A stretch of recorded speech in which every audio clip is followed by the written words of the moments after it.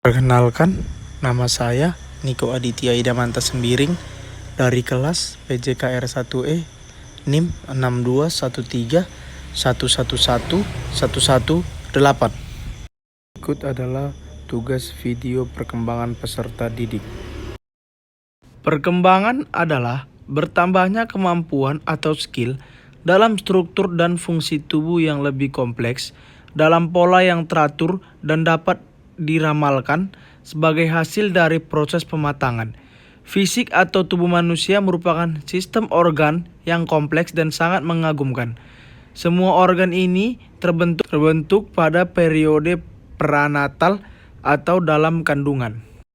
Perkembangan fisik atau yang disebut juga pertumbuhan biologis merupakan salah satu aspek penting dari perkembangan individu yang meliputi perubahan-perubahan dalam tubuh, seperti contohnya pertumbuhan otak, hormon, dan lain-lain. Dan perubahan-perubahan dalam cara-cara individu dalam menggunakan tubuhnya, seperti perkembangan keterampilan motorik dan perkembangan seksual, disertai perubahan dalam kemampuan fisik, seperti penurunan fungsi jantung dan penglihatan, serta sebagainya. Cullen dan Thomson di Harlech pada tahun 1956 mengemukakan bahwa perkembangan fisik individu meliputi 4 aspek. Yang pertama, sistem syaraf yang sangat mempengaruhi perkembangan kecerdasan dan emosi. Yang kedua, otot-otot yang mempengaruhi perkembangan kekuatan dan kemampuan motorik.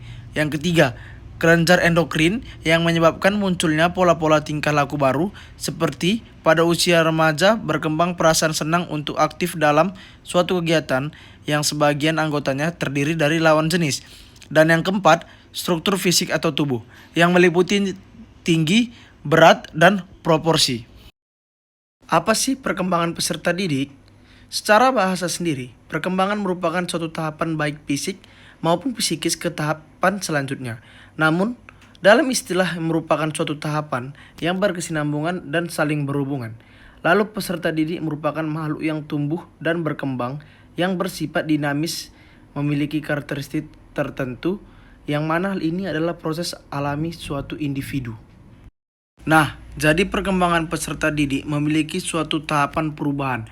Seorang peserta didik baik fungsi-fungsi, pola pikir, moral, fisik maupun psikisnya menuju tahapan selanjutnya yang saling berkesinambungan. Mempelajari perkembangan peserta didik merupakan suatu keharusan bagi setiap pendidik.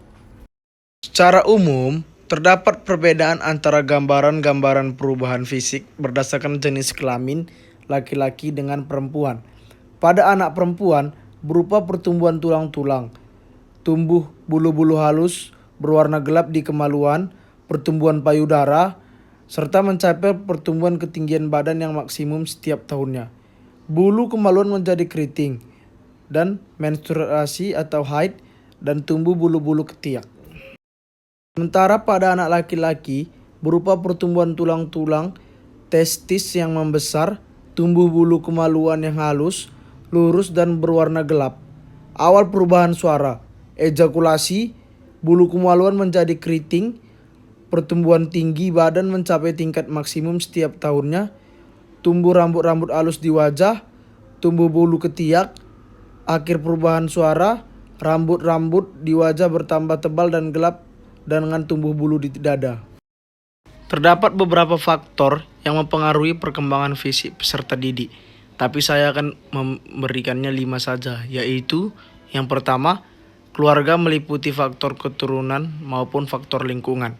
Yang kedua, gizi. Contohnya peserta didik yang memperoleh gizi yang cukup biasanya akan lebih tinggi tubuhnya dan sedikit lebih cepat mencapai taraf remaja yang dibandingkan dengan mereka yang kurang mendapatkan asupan gizi. Yang ketiga, gangguan emosional. Contohnya, peserta didik yang terlalu sering mengalami gangguan emosional akan menyebabkan terbentuknya steroid, adrenal yang berlebihan, dan ini akan membawa akibat berkurangnya pembentukan hormon pertumbuhan kelenjar pituitari. Yang keempat, jenis kelamin. Contohnya peserta didik laki-laki cenderung lebih tinggi dan lebih berat daripada peserta didik perempuan. Dan yang kelima, status sosial ekonomi. Contohnya, peserta didik yang berasal dari keluarga dan status sosial ekonominya rendah cenderung lebih kecil daripada anak yang berasal dari keluarga yang status sosial ekonominya itu tinggi. Sekian video perkembangan peserta didik dari saya. Maaf bila ada kesalahan kata dan kurang lengkap. Terima kasih.